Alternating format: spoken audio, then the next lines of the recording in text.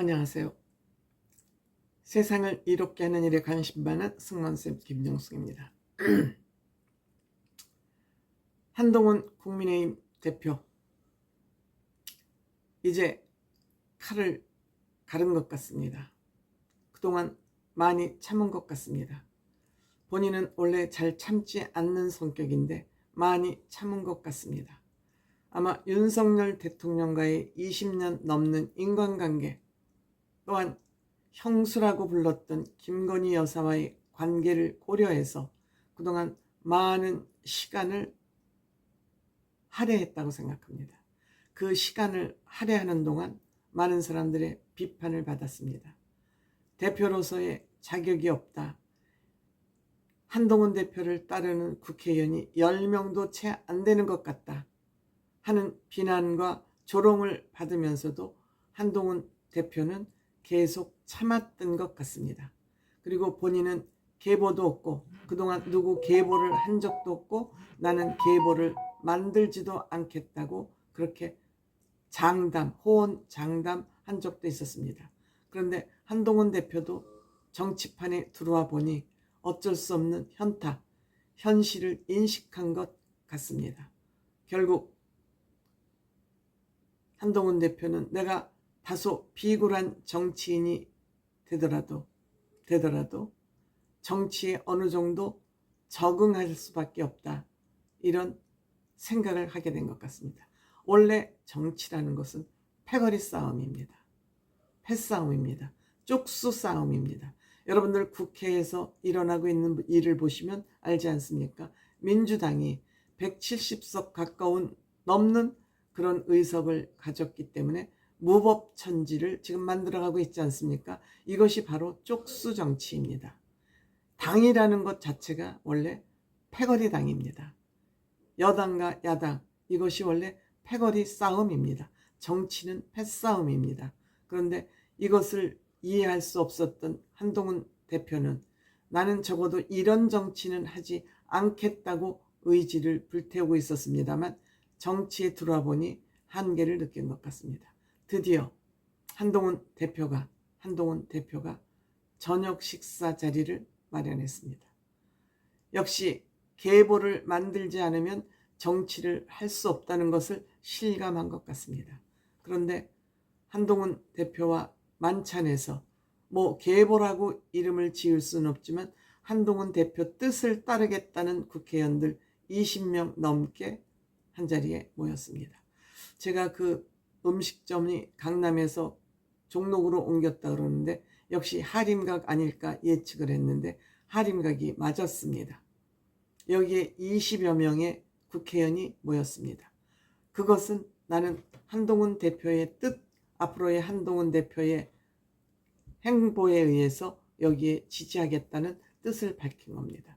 그리고 다음에 모일 때는 한 사람씩 설득해서 50명이 모였으면 좋겠다라고 얘기를 했습니다. 그동안 한동훈 대표가 용산과 확실한 선긋기를 하지 않음으로써 중립 위치에 있던 의원들이 이렇게 이제 한동훈 대표가 계보 정치를 하겠다고 공식화함으로써 다음번에는 더 많은 빠찌들이 여기에 참여하지 않을까, 이런 생각을 해봅니다. 역시 정치는 패싸움이기 때문에 그렇습니다. 한동훈 대표는 연이어서 원외지구당 위원장, 즉 지역의 대표로 뽑히긴 했지만 빠지를 못한 사람들, 즉 4월 10일 총선에서 피바가지를 쓴 원내지구당 위원장들이 한 90명 모여서 워크숍을 하는데 한동훈 대표가 여기에 가서도 본인의 의지를 확실하게 드러낸 것 같습니다. 물론 한동훈 대표는 국회의원들 모임에서도 이제 물러나지 않겠다는 것은 무슨 의미일까요? 대통령실과의 일전을 불사하겠다. 그러니까 나를 믿고 따라달라, 나를 믿어달라고 공식적으로 얘기한 겁니다. 즉 대통령실 이제는 더 이상 보고만 있을 수 없다. 이건 정치적인 의미이자 국민에게 던지는 메시지이기도 합니다. 또한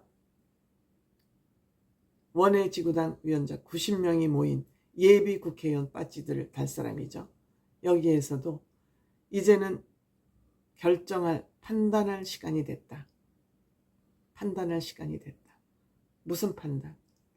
만약 대통령실과 국민의힘이 갈등을 해야 된다면 나는 국민의 민심을 따르는 방향으로 선택을 하겠다.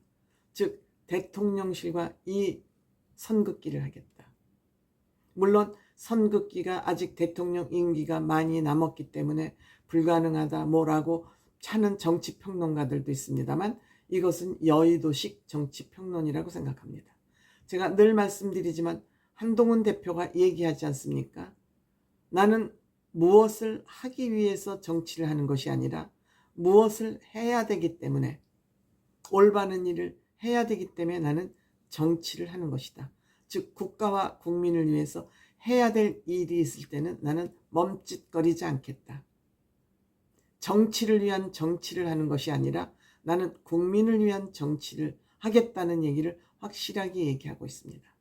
본인이 대통령이 되겠다, 최고의 정치의 정점에 가겠다는 그런 마음을 품는 순간 용기가 없어지기 때문에 해야 될 말을 할 때 하지 못하기 때문에 자기는 그런 생각은 마음에서 이미 지워버렸다. 저는 그 말을, 한동훈 대표의 그 말을 믿습니다. 그렇기 때문에 우리는 한동훈 대표를 지지해야 되고 저 좌파들을 거꾸로 틀기 위해서는 한동훈 대표만이 그 일을 할 수 있다고 저는 믿고 있습니다. 저 좌파에게 정권이 넘어가는 날, 대한민국이 저는 무너지는 날이라고 그렇게 생각합니다. 한동훈 대표만이 저 좌파들을 거꾸로 틀릴 수 있는 그런 용기와 자격과 자세를 가지고 있다고 생각이 됩니다. 그런데 이런 한동훈 대표를 무력화시키기 위해서 대통령실, 특히 김건희는 뒷구멍으로 온갖 공작을 다 꾸민 것 같습니다. 머지않아서 김건희가 그 비공식적으로 꾸몄던 그런 비리들이 곧 드러나지 않을까 생각합니다. 아마 한동훈 대표는 이러한 사실이 현실로 나타날 것이라는 걸 미리 알고 나는 앞으로 이렇게 하겠다는 계획을 국민들 앞에 미리 얘기한 거 아닌가 이렇게 생각됩니다. 그날 한동훈 대표와 만찬에 모인 국회의원 20명들은 각자 본인들이 하고 싶은 얘기를 다 했다고 합니다. 그만큼 한동훈 대표는 내게 할 말이 있으면 다 공개적으로 하라고 그 장을 열어놨기 때문에 모든 얘기를 다 하라고, 그것이 또 한동훈 대표가 알아야 될 정치적 내용이기 때문에 이날 모인 국회의원들은 나는 한비어천가를 앞으로 부르지 않겠다. 윤비어천가뿐만 아니라 김비어천가는 물론이고 한비어천가를 부르지 않겠다라고 이들은 결의를 했다고 합니다. 이것이 정치개혁이고 정치혁명입니다. 한동훈 대표의 정치개혁 깃발은 이미 올려졌다. 저는 이렇게 생각합니다.